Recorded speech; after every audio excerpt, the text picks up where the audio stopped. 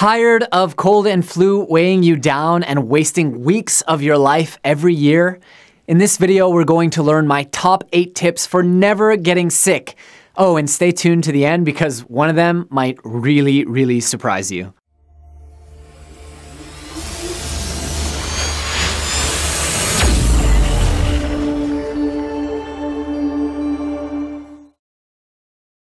Hey there, super friends. Jonathan Levy here, host of the award-winning Becoming Superhuman podcast. And for the last 5+ years, I have been blessed with unbelievably good health. Knock on wood. In fact, I'm pretty sure that while I've had the sniffles and a stuffy nose a few times, I don't actually recall getting a full-blown cold or flu, despite the fact that I usually don't make time to go get a flu vaccination, and I'm flying all over the world every other month. In this video, you're going to learn my top 8 tips for never getting sick. Oh, and by the way, it goes without saying that I am not a doctor and I am not qualified to give you any medical advice. So check with your doctor before changing anything that you are already doing because I cannot be liable. And make sure to subscribe and hit the bell icon below so that you don't miss out on any more videos like this. Tip number 1, it all starts with sleep. I know, you're expecting the first item on the list to be some crazy concoction of disgusting ingredients that hack your immune system into overdrive, and we will get there. But the honest truth is that the ultimate way to optimize your health is to sleep well and sleep enough. This means that not only getting the proper amount, which is about 7.5 hours for most people, but it also means avoiding screens and digital devices hours before bed, ensuring that your sleep environment is cold, quiet, and dark, and setting a regular bedtime and a wake-up schedule.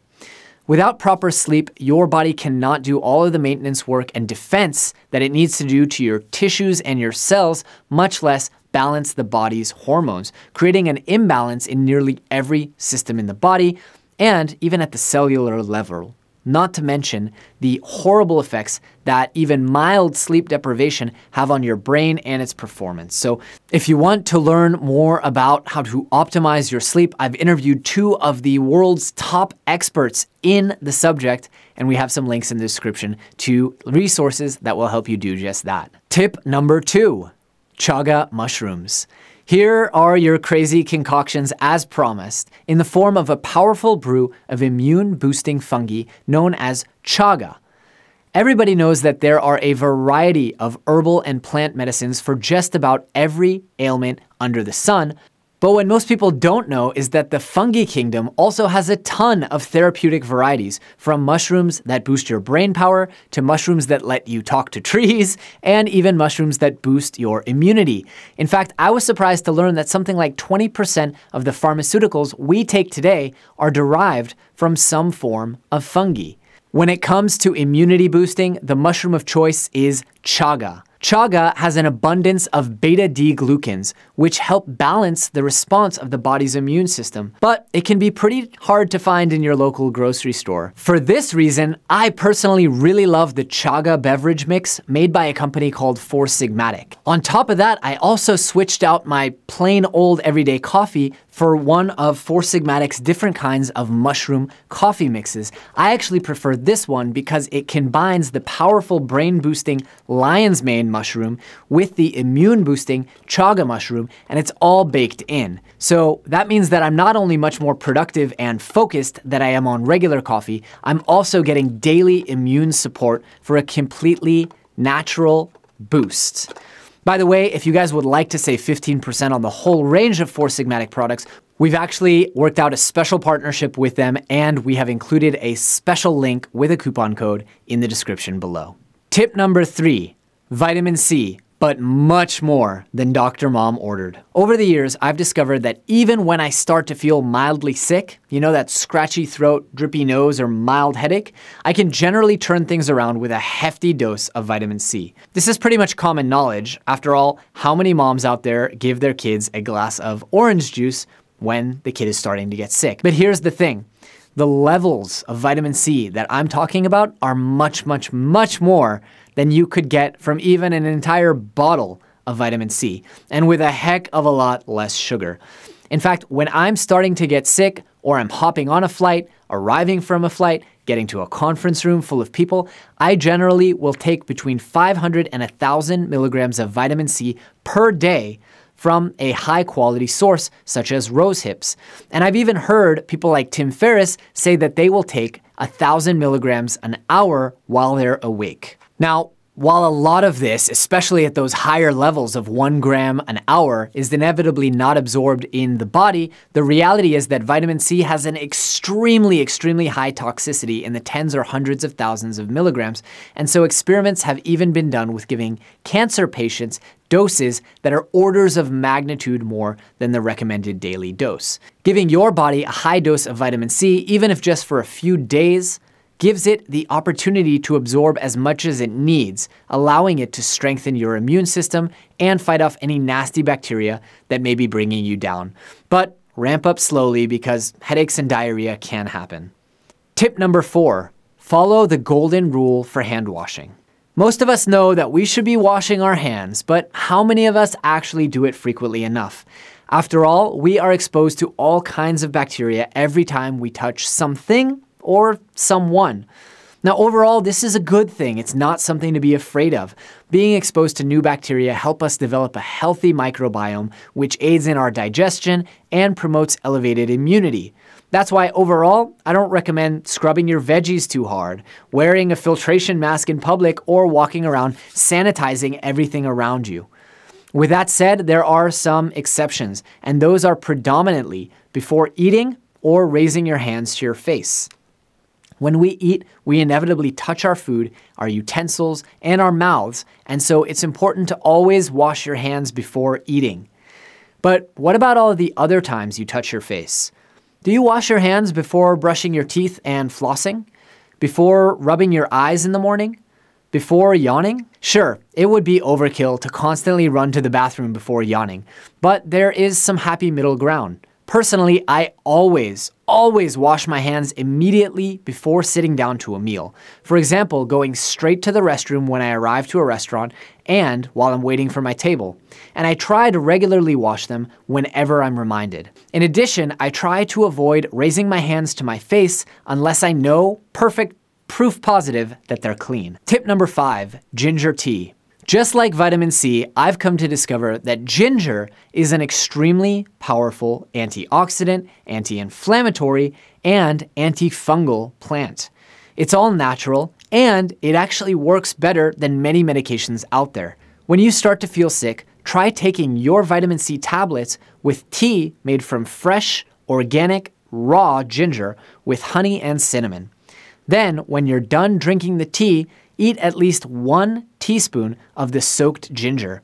You can chew it if you can tolerate the spicy taste, or just swallow it whole. Doing this literally never fails to bring me back into optimal health, even if I haven't been sleeping well. So now that we're halfway through our list, let me ask, how many of these did you already know about, but neglect to do?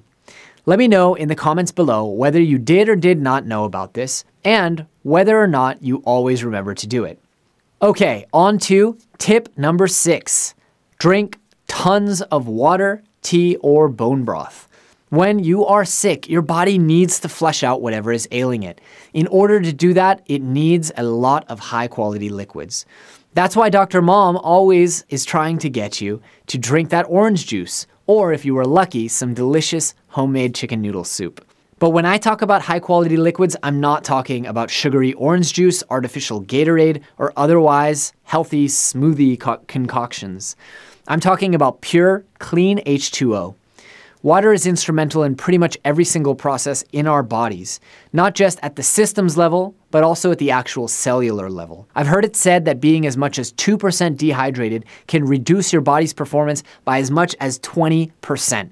So just imagine what happens when you're feverish, hot, sweaty, and you don't feel good enough to get up and get a glass of water. Your body and even your individual cells are literally aching for the water they need to fight off that infection. If water is too boring for you, or you want to give yourself an extra boost, I want you to remember the ginger tea recipe I gave you before, or enhance it with antioxidant-rich green tea for a nice energy boost.